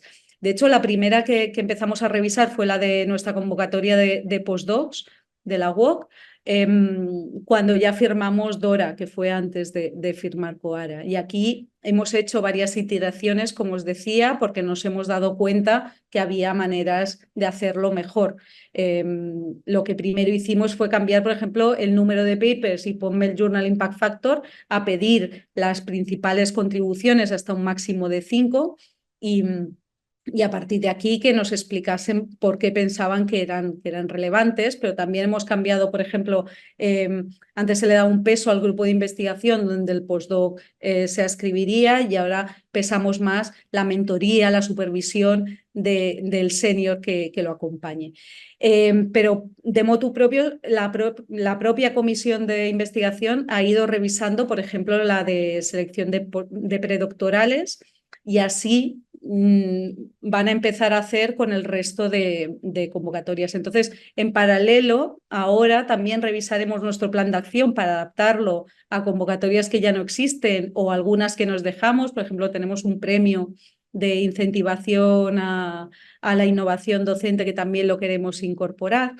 Bueno, es más en clave interna, pero para ajustarlo a lo que pasa en la realidad de la UOC, siempre trabajando de manera conjunta con nuestro vicerrectorado de investigación y los vicedecanos de investigación, que como os digo son quienes tienen la responsabilidad. Estamos ahí también viendo, intentando hacer mucha sensibilización interna, que nunca es suficiente. Genial, gracias, Pastora. Tenemos ya la sección de preguntas y respuestas una primera participación. En este caso, Víctor Flors. Aparecen, bueno, son dos cuestiones que suelen aparecer, ¿no? Y que son importantes ambas. Por un lado, bueno, señala que queda muy claro lo que no hay que hacer, ¿no? Pero, y leo textualmente, pero no hemos oído o no, a ver, pero no he oído cómo tenemos que evaluar ahora, ¿no? Solo decimos que hay que atender a índices cualitativos subjetivos, no hay alternativa definitiva a la evaluación. La pregunta es un poco, ¿no? Y la cuestión que se plantea es, ¿los paneles necesitan criterios claros y objetivos para tomar decisiones referentes a qué o quién se evalúa, ¿no? La cuestión de los criterios y cómo establecerlos cuando hablamos de criterios cualitativos. Luego la siguiente cuestión tiene que ver con la diversidad de disciplinas y nos plantea, creo que es muy importante marcar diferencias de forma de evaluar entre disciplinas, pero no demonizar los criterios científicos clásicos argumentando que no sirven para las humanidades. Mira, hay muchas cuestiones en estas dos preguntas e intento ir paso a paso. Bueno, paso a paso no sé, empiezo por un lado y llegamos por otro. Claro, cuando en las discusiones de Coara tenemos muy claro qué no hacer, pero quizá no tan claro qué hacer, yo sí que creo claro que tenemos claro qué hacer en ciertos tipos de evaluaciones.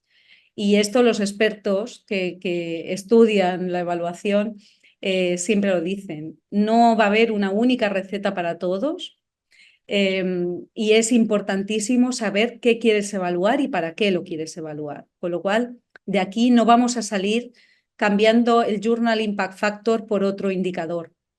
No, lo siento, no va a haber. Por mucho que sea, bueno, a lo mejor los bibliométricos al final encuentran un indicador combinado que nos permita tener el resultado. Yo creo que no, porque creo que hay un aspecto muy importante y los que hemos tenido responsabilidad en la universidad lo sabemos, que es muy diferente un proceso de selección de un predoc a un proceso de promoción de un profesor contratado, ¿no? Doctor. No le puedes pedir lo mismo a un predoc, a una persona que ya es catedrática, tienes que valorar diferentes aspectos. Esto en cuanto a carreras, sin entrar en los diferentes proyectos de investigación. Con lo cual yo creo que es muy importante tener claro qué se quiere evaluar y para qué se quiere evaluar y entonces definir esos criterios. Y por supuesto acompañar a los paneles evaluadores. Hay que explicarles qué y cómo, qué se espera de ellos, qué se espera de los candidatos seleccionados, si es una selección o promocionados y para qué. Pero difícilmente vamos a salir con una única receta, porque aquí la disciplina tiene mucho que ver y es muy importante lo disciplinar, con lo cual tampoco saldremos con una única receta para las diferentes disciplinas. Sí que hay ciencias sociales y humanidades, muchas de ellas se han adaptado a publicar artículos de investigación y se ve como en los estudios de, por ejemplo, cuando en los sexenios lo que se pide son publicaciones, como muchas disciplinas se adaptan y cada vez lo que hacen es publicar más artículos. Bueno, es lo del observador. Con lo cual, sí, hay disciplinas más de ciencias sociales, humanidades que les funcionan un tipo de outputs, pero hay otras que no. Incluso cada vez más hay disciplinas de quizá ciencias duras que cada vez se están abriendo más a otro tipo de resultados, ¿no? ¿Por qué no? Y otro aspecto que me parece clave es cuando hablamos de que lo cualitativo es subjetivo, pero lo cuantitativo no. Hemos estado dándole un poder al Journal Impact Factor de calidad de un artículo, cuando en realidad pues no necesariamente tiene por qué ser así. Que lo cualitativo sea subjetivo por el mero hecho de que haya una entrevista o una evaluación por una persona, al final también los revisores de los artículos en las revistas son personas. No sé, yo creo que aquí tenemos que desmitificar el número como algo objetivo, inamovible, y que una buena combinación de lo cualitativo para tener claro el qué y el para qué, combinado con indicadores cuantitativos robustos y que realmente te den las indicaciones de lo que estás buscando, yo creo que es la clave. Pero no vamos a llegar, yo creo que no vamos a llegar nunca a una situación de un único indicador que nos lo resuelva todo. ¿Que nos va a complicar la vida? Quizá o quizá no, quizá también lo que hay que hacer, y perdonad que me avance, pero cuando se plantean estas cuestiones de que entonces la evaluación es muy costosa, necesitas mucho más tiempo, es que quizá hay que evaluarse menos.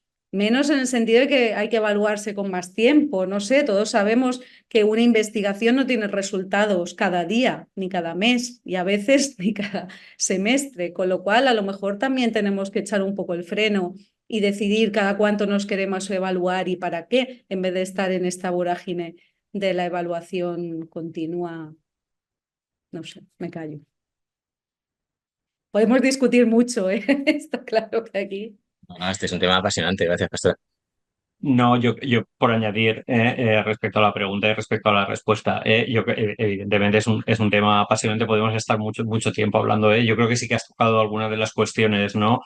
Que nuestro plan de acción recoge y que fue una de las primeras reflexiones cuando lo hicimos. El primero es evaluar para qué. No es lo mismo evaluar la carrera académica de una persona que evaluar la performance de un instituto de investigación, que evaluar una convocatoria predoctoral. Entonces, efectivamente, yo creo que las recetas de evaluaciones universales son difíciles. Lo que es bueno para seguramente organizar un instituto no es bueno para evaluar la carrera académica de una persona, y hay que disponer de diferentes baterías de criterios en función de lo que se quiere conseguir. Y eso es una de las primeras cosas que en nuestro plan de acción se recoge. Es reflexionar sobre para qué estamos utilizando la evaluación en la universidad. Alguna experiencia similar a la que comentabas de utilizar un número fijo de indicadores. Por ejemplo, lo tenemos también aquí en la convocatoria de premios extraordinarios de doctorado. No se da un premio extraordinario de doctorado aquí el que tiene más publicaciones. Está topado a un cierto número, y lo que intentan hacer las comisiones justamente es valorar realmente la relevancia, ¿no? de la comunicación. Luego, yo creo que ahí también convergemos en ese sentido. Otra de las cosas que recoge nuestro plan de acción justamente es, efectivamente, no hemos de estar toda la vida mirándonos la evaluación. ¿eh? Yo coincido con Pastora también en la formación, soy físico y efectivamente la observación de un sistema le perturba enormemente. Yo creo que hay que utilizar sistemas de evaluación a más largo plazo y no utilizar continuamente ese recurso que consume muchísima energía de las instituciones. Ahí. Y bueno, sí que es importante el que nos acompañen las instituciones de fuera, porque los procesos internos allí hay dos cosas clave, ¿no? Yo creo que el que ANECA y la Agencia Estatal de Investigación se alineen en este tipo de medidas. Creo que las agencias van en esa dirección y después la parte interna es crucial, ¿vale? Al final toda la comunidad se tiene que empapar, ¿no? De que el sistema es mejorable. Poner sentido común es bueno, ¿no? Reflexionar sobre y no dar por sentados ciertos paradigmas que, bueno, que conducen a cosas sin sentido, ¿no? A carreras demasiado forzadas, ¿eh? En algunos casos. Por completar, ¿no? Ahí. Y no, totalmente de acuerdo. Y yo, si me permitís, creo que también yo creo que todos tenemos claro que un cambio como este, además, no va a ser radical, no puede ser radical, no podemos dejar a nadie fuera ni solo por el camino. Y yo creo que la cuestión es ir avanzando y también creando ese consenso y aprendiendo que funciona mejor para qué, ¿no? Organización o para qué disciplina. Y en ese sentido, por ejemplo, la apuesta de ANECA de, bueno, pues si tú sigues presentando tus 5 papers, perfecto, pero si tú tienes otras aportaciones y las quieres añadir, también bien, no te vamos a perjudicar, es un poco el camino, ¿no? Abrir abanico en vez de cerrar y todos por el mismo carril. Yo creo que es bueno, ¿eh? Esto lo escuchaba a un investigador relevante de mi ámbito, Lluís Torner, también catalán, el director del ICFO, que en un equipo de fútbol, cuando se necesita marcar goles, se ficha un delantero, no un portero, y que normalmente los patrones de evaluación de la carrera académica perfilan con el mismo perfil a todas las personas que incorporamos, y eso al final empobrece, ¿eh? No es cuestión de demonizar a nadie, pero evidentemente no todas las carreras deberían, dependiendo de lo que se busque, enfocar un aspecto u otro. Están llegando, gracias Jesús, Ya se ha animado el debate. sí, están llegando de golpe unas cuantas preguntas. Vamos por orden. El Pedro Lizanda da la enhorabuena por la exposición y pregunta, desde el punto de vista de la investigación en ciencias de la salud, ¿crees que un enfoque mixto cuantitativo en la metodología de los estudios de investigación mejoraría la calidad de las investigaciones? Mira, yo te contestaré con la respuesta fácil, que es depende, ¿no? Depende de la investigación, por supuesto, pero viniendo de ciencias de la salud, y si me permites, yo estuve, antes de mi etapa en la UOC, estuve gerente del IDIVAPS, que es el Instituto de Investigación del Hospital Clínica en Barcelona también, en mucho contacto con la investigación biomédica. Y es que precisamente hay mucho que aprender, por ejemplo, otras disciplinas como los físicos de la investigación biomédica, en el sentido de que, por ejemplo, en el mundo de la clínica ya habéis incorporado la mirada del paciente y de las asociaciones de pacientes y de familiares a la investigación, tanto en la parte del diseño de la propia investigación como en todo el transcurso de la investigación. Yo creo que esto es muy relevante, no solo en la etapa final de la evaluación, pero claro, todo depende del tipo de investigación que puedas hacer. Seguramente haya una manera de combinarlo. Yo también diría, no lo metamos todo con calzador. Si ahora la idea es también apostar por lo cualitativo, pues yo que hice mi tesis en superconductividad, pues bueno, vas a la medida y vas a lo cuantitativo.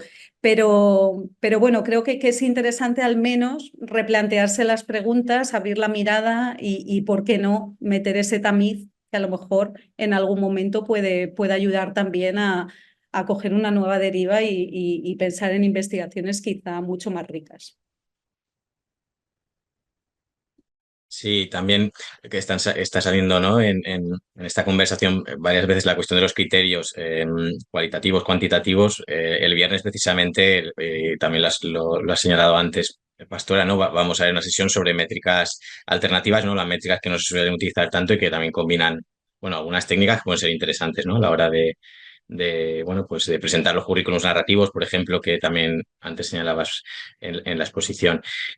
Otras dos cuestiones. Laura Bernal da la enhorabuena por la charla y pregunta respecto a la cuestión de los sesgos de los y las evaluadores que se ha comentado en un momento dado en la charla. Dice, has mencionado algo al respecto sobre los estudios de casos y te pides si por favor podrías añadir algo más de información en ese sentido, en torno al rol de los sesgos. Mira, muchas gracias, Laura. Hay muchos estudios hechos sobre los sesgos en general, sobre los de los evaluadores en particular, y está claro que los evaluadores, pues al final también son académicos, la gran mayoría, y académicas, y también, bueno, todos tenemos sesgos inconscientes, ¿eh? Eso está más que demostrado. Aquí la manera de combatirlos, por decirlo así, es con una buena formación y con un buen acompañamiento a los pares evaluadores. También se puede contrarrestar de otra manera y es incorporando diferentes perfiles que te ayuden a balancear este sesgo. Dejadme que vuelva con Aneca, pero es que bueno, está haciendo movimientos muy interesantes y muy en la línea Coara, y es, por ejemplo, en todas las comisiones de evaluación de los sexenios ha incorporado a una persona con la perspectiva de género, ¿no? Precisamente para poder equilibrar ese sesgo de igualdad de género en este caso. Yo creo que hay diferentes estrategias que hay que hacer, pero sin duda no hay que dejar solos a los evaluadores, las evaluadoras, porque ninguno nacimos enseñados y todo es parte del proceso. Y por eso yo repetía, nosotros, por ejemplo, internamente hemos aprendido mucho de nuestras diferentes iteraciones, también hablando mucho con los revisores, porque te decían, bueno, vale, pero ahora, ¿qué hago? ¿No? Si no puedo mirar el Journal Impact Factor, ¿qué me miro? Y a lo mejor si eres del ámbito te puedes leer el paper y lo entiendes, pero si no, ¿cómo lo puedo evaluar? Bueno, yo creo que es parte de este trabajo también hacer con los evaluadores, pero sobre todo tener muy claro que los sesgos están y que lo que pasa es que lo que hay que hacer es ser conscientes de nuestros propios sesgos y crear paneles lo suficientemente diversos como para equilibrarlos. Sí, es un tema que también importante, ¿no? Y también de reflexión. Gracias, Pastora. Una última pregunta de Wissam Yatim. Pregunta si la unidad de decisión de los baremos, quién los decide? Si lo decide cada facultad, la universidad o los departamentos. Pues te vuelvo a contestar igual, Wissam, depende de la evaluación para que sea. Entiendo que a nivel institucional, a nivel de universidad, depende de quién convoca la convocatoria. Si es un proceso de selección, pues será el propio vicerrectorado o la facultad, o si es un proceso de promoción o de selección de proyectos, con lo cual depende, no va a haber un único baremo para evaluar el qué. Siento no ser más explícita en esto, pero es que yo creo que es el gran aprendizaje de todo este proyecto, ir entendiendo que la evaluación, como antes decía el vicerrector, tiene un para qué y tiene un por qué, y es importante empezar por esa pregunta para luego definir el resto, criterios y baremos. Genial, gracias, Pastora. Acaba de entrar otra intervención que es bastante larga. No me ha dado tiempo a leerla aún, porque acaba justo de entrar ahora. Es de Marcela Lizana, em, vinculada a una experiencia académica en Chile. Y la pregunta que nos plantea también, bueno, con alto interés en lo cualitativo, en áreas menos exploradas, pero se requiere conocer experiencias del profesional, perdón, con el fin de integrar los conocimientos y desafíos que existen sobre los procesos de adaptación de metodologías. Adicional que se observa bastantes líneas de investigación de estudiantes que egresan de este máster explorando las integraciones de actores, de métodos en diferentes disciplinas. Con respecto al envío de papers, me llama la atención cómo puedan ser transferidos y siempre son transferidos a revistas muy costosas para publicar. ¿Existe alguna opinión sobre el tema? Si este tema del pago por publicar. El temazo. No.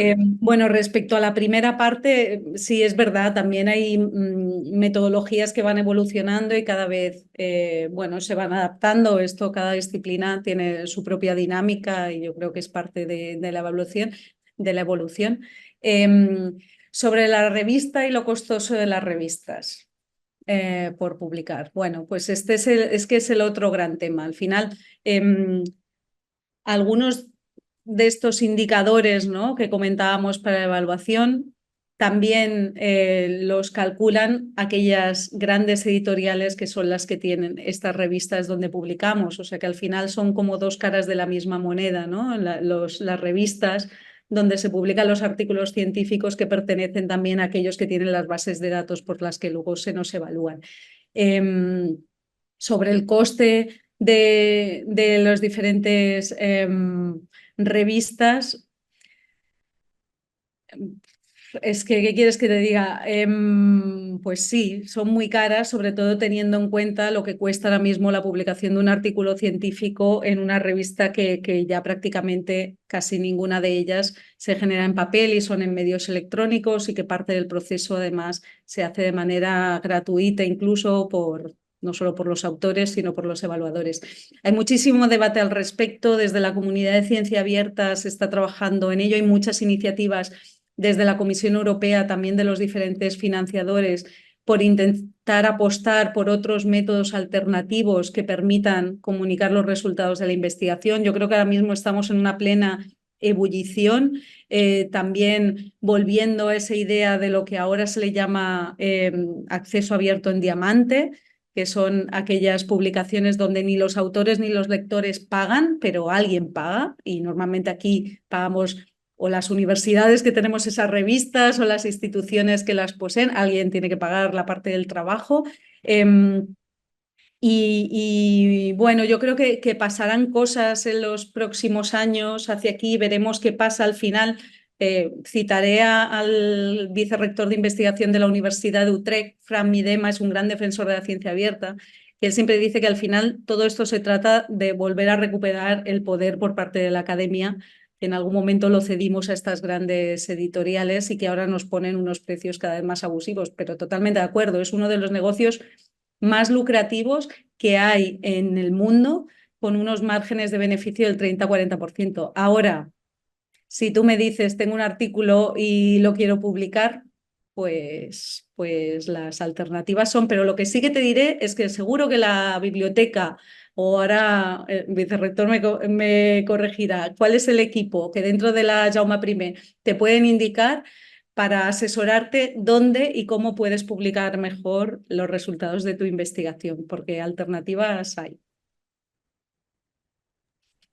Sí, bueno, durante este año hemos trabajado conjuntamente con Ramón y los proyectos que tiene en hacer dos planes de acción. Uno es el plan de acción Goara, que has comentado, Pastora, y que os he completado ahí un poquito. Y otro documento que hemos aprobado hace poquito en el Consejo de Gobierno es el plan de acción para que la Estrategia Nacional de Ciencia Abierta llegue a la comunidad universitaria, esa lluvia fina de la que hablabas, porque el documento es un documento de propósito general, pero después tiene que aterrizar, la comunidad lo tiene que conocer y todas estas cuestiones están. Ese documento esencialmente identifica cuáles son los actores clave dentro de la universidad para justamente considerar estas cuestiones y efectivamente es el equipo de biblioteca donde mejor se puede consultar. Ellos también pues en este momento han acumulado una experiencia considerable. Es una comunidad que es muy comprometida con estas cosas. Ellos saben lo que cuesta a la universidad, aunque los profesores también, porque esta mañana justamente hemos tenido una comisión en el centro de documentación y hemos compartido el coste de las suscripciones a estas revistas. Y realmente son conocedores de las alternativas que existen. Entonces yo te invito a que contactes con Lidia, con Paloma, con el personal de biblioteca para hacerlo, pero realmente es otro de los frentes. Ahora mismo nos acaban los acuerdos transformativos a las universidades en 2024. Para 2025 parece que las negociaciones no son fáciles, porque las editoriales no están por subir el IPC, sino cantidades ingentes de dinero y son mucho dinero lo que está en juego. Efectivamente, yo comparto en gran medida esto de que las sociedades científicas, ¿no? y las academias han perdido un poco la guerra respecto a las grandes editoriales. Yo que vengo del ámbito de la fotónica óptica, todavía existen sociedades científicas que son muy competitivas respecto a las grandes editoriales, pero en otros ámbitos han perdido la batalla por completo. Y yo entre leer un número de la Sociedad Americana de Óptica, y no es por hacer propaganda, y leer un número editado por alguna revista en mi campo, soy de la vieja escuela, prefiero la sociedad científica a la editorial privada. Pero bueno, esto ya entra en camisa de 11 varas, ahí entra la libertad personal de los investigadores. Vale, Mm. Sí, yo también quería complementar por si es útil, porque también en las preguntas que vienen ahora plantean si tenemos algunos recursos a los que puedan acceder, ¿no? Y en la UJIT, bueno, yo creo que hay dos fuentes que pueden ser de utilidad. Precisamente estas jornadas intentamos también, ¿no? Eso, generar conocimiento y el año pasado nos centramos mucho más en la cuestión de la ciencia abierta y el acceso abierto. Tuvimos la charla de Pilar Rico de la FECIT y también de Emilio Delgado López Cózar y Alberto Martín de la UGR y precisamente el tema era este, o sea, por un lado el acceso abierto, las rutas del acceso abierto, por otro lado, los costes que puede implicar la ruta dorada, ¿no? Y todas estas conferencias están disponibles en abierto. Quiero decir que en la misma página web donde se han registrado para esta jornada de ética en la investigación, si vamos a materiales formativos, están los vídeos de años anteriores, de la misma forma que este vídeo estará de aquí muy poco también en ese mismo espacio, ¿no? Para que sirva de material de formación para el futuro. Luego, por otro lado, dentro del plan que comentaba Jesús, aplicada a la UGI, estamos desarrollando un pequeño termómetro que hemos llamado acceso abierto, como lo han hecho otras instituciones, ¿no? Y ahí hablamos también de la cuestión que señalabas ahora, Pastora, de eso, los costes de la ruta dorada, los acuerdos transformativos, dando detalles exactos de cuánto se invierte en cada editorial y también hablando de la ruta diamante, ¿no? Y las revistas que tenemos por esa vía bueno, los costes que hay detrás de esta ruta, ¿no? Entonces buscamos con eso concienciar y ser material útil y sencillo para la comunidad investigadora. Y porque precisamente, Pastore, perdón si me he extendido, sobre esta cuestión ahora aparecen varias preguntas, ¿no? Las voy a agrupar porque tampoco queremos abusar de tu tiempo. Em, pero un participante dice, Christine Lim, perdón, dice, bueno, los estudiantes de doctorado de investigación también como vamos un poco perdidos, ¿no? Respecto a todas estas cuestiones son muy complejas, evaluación, dónde publicar. Y, y pregunta si hay algún recurso que puedas compartir con nosotros y guiarnos. Ya hemos introducido aquí los de la UGI, pero seguro que tú conoces muchos más que pueden ser interesantes. Entonces, pregunta eso. Jessica Rojas, por su parte, pregunta también si, o sea, cómo podrían los predoctorales participar de la construcción de las mejoras que mencionas en la evaluación de investigadora, ¿no? Desde pequeñas a grandes acciones, cuál podría ser su participación. Mira, pues muchísimas gracias a las dos. Yo creo que es interesante tener claro que hay un contexto, o sea, que yo remitiría a la biblioteca de vuestra universidad, creo que son los que mejor pueden entender los casos particulares y haceros un acompañamiento mucho más cercano. Recursos en la red vais a encontrar bastante, pero pensando ya en investigadores predoctorales, yo también con lo que planteabas, Jessica, de cómo podemos contribuir. Yo creo que estando aquí hoy haciendo estas preguntas ya es un gran paso, ¿no? Y espero que hayáis aprendido cosas que hasta ahora no sonaban. Yo creo que también es importante plantear estas dudas con vuestros directores, directoras de tesis en el grupo de investigación o en los diferentes espacios que tengáis de discusión a nivel académico. Y luego también hay asociaciones a nivel de investigadores predoctorales, tanto a nivel estatal como a nivel europeo. Yo citaba Eurodoc. Eurodoc tiene bastantes publicaciones muy interesantes sobre, por ejemplo, precisamente publicaciones en ciencia abierta. Ellos son muy activos en foros de discusión. Entonces te diría, bueno, podéis participar de diferente manera también. Depende en el momento en que estéis de vuestra tesis doctoral y las ganas que os tengáis de implicar, pero yo creo que el hecho de ya enteraros de cómo funciona el sistema para poder contribuir a él es muy necesario también para los que en una universidad tenemos que incorporar las reformas. Así que antes apuntaba Ramón que iban a empezar, ¿no? Un proceso también de recogida de voces, ideas, yo pues contestad, ¿no? Cuando os pregunten, decid la vuestra, que yo creo que es la mejor manera de contribuir. Pueden parecer pequeñas acciones, pero son muy relevantes para los que estamos al otro lado e intentar ajustarlo al máximo. Christine, he leído que estabas muy asustada. Yo entiendo, yo aún tengo... La tesis doctoral es un poco de trauma, yo creo que habría que estudiarlo, ¿no? Es como una montaña rusa, yo siempre lo digo. Yo estuve a punto de dejarla 2 veces y no lo dejé porque mi director de tesis me dijo, vete de vacaciones. Quiero decir que son momentos, bueno, muy intensos y que requieren de mucho esfuerzo, no solo intelectual, sino también emocional. pero yo diría intentar disfrutarlo de la mejor manera posible y sobre todo acompañaros de vuestros equipos, de las direcciones, de las supervisiones de tesis, de las cotutelas, de quien os sentáis más arropado, de otros compañeros, ¿no? O de los postdocs del grupo. Es verdad que quizá ahora parece que todo se hace bola o una montaña, pero al final seguro que estáis haciendo cosas mucho más complicadas en vuestras propias investigaciones de tesis, con lo cual yo diría intentar, no os asustéis, porque esto parece todo muy complicado porque hay como mucha palabreja y mucho tecnicismo, pero al final los equipos de biblioteca y los equipos de vuestras facultades y del vicerrectorado seguro que están ahí para atenderos y acompañaros. Perdonad que acabe así un poco, pero es que, bueno. No, haces bien. Yo creo que sí, también te invito. Hemos también prestado atención en los últimos tiempos a diseñar un plan de formación para los investigadores, sobre todo para los investigadores noveles en la escuela de doctorado, para rellenar esa parte de la formación transversal y una parte muy importante del esfuerzo formativo que se hace ahí tiene que ver con todas estas cosas que estamos hablando, con la carrera investigadora, tiene que ver con la ciencia abierta, con los planes de gestión de datos de proyectos, con toda una serie de instrumentos o de capacidades o de competencias que son necesarias en el siglo XXI para hacer investigación de calidad.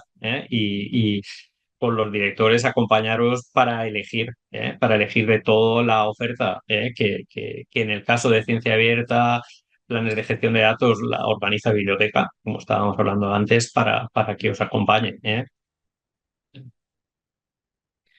Sí, gracias, Pastora. Wissam pregunta sobre, creo que se refiere a la cuestión de antes de los criterios de ayudantes doctores. No sé si quieres dar una última respuesta a Wissam. También podemos hablarlo mañana presencialmente, porque mañana estaremos también. Sí, yo creo que en este es que depende mucho del caso, ¿no? De cada universidad, porque ayudante doctor, en este caso, no sé, no es por pasaros la pelota a vosotros, pero quizá tenéis vosotros más información de cómo fijáis internamente los criterios, los Sí, baremos. los baremos los aprueba el Consejo de Gobierno, a propuesta de la Comisión de Estudios y Profesorado y previa negociación con la representación sindical en la cual pues hay representantes del PDI, PTGAS, personal investigador y, digamos, trabajado. Yo hace muy poquito que hemos aprobado, antes del verano, creo que fue en el Consejo de Gobierno de julio, o junio, o el de junio o el de julio, la adaptación de los baremos a la nueva LOSU. Y yo creo que ahí ya empezamos a hacer el ejercicio porque ya habíamos elaborado el plan de acción COARA a incluir los baremos de ayudante, digamos, un plus, ¿no? Por ejemplo, por la ciencia abierta. Esto aparece ya explícitamente en los baremos de profesora ayudante y empiezan a aparecer cuestiones que también, una cosa muy importante y muy relevante para nuestra universidad es el sello HRS4R, el sello de la Unión Europea. Entonces, pues, digamos, hay muchas cuestiones relativas a la interrupción de la carrera, a la movilidad, digamos, a lo que estabas comentando anteriormente, Pastora, de la diversidad de aportaciones, y que todas sean valoradas y no una única entrada, ¿no? En publicaciones que suele ser una cosa que arrastramos. Entonces, los baremos que hay ahora yo creo que se han aprobado hace muy poquito por los órganos y os invito a verlos y a participar en esas encuestas que haremos para ver si se considera que satisface las expectativas o no. ¿Mm? Gracias, Jesús. Bueno, Pastora, ya ha habido mucha participación, ¿eh?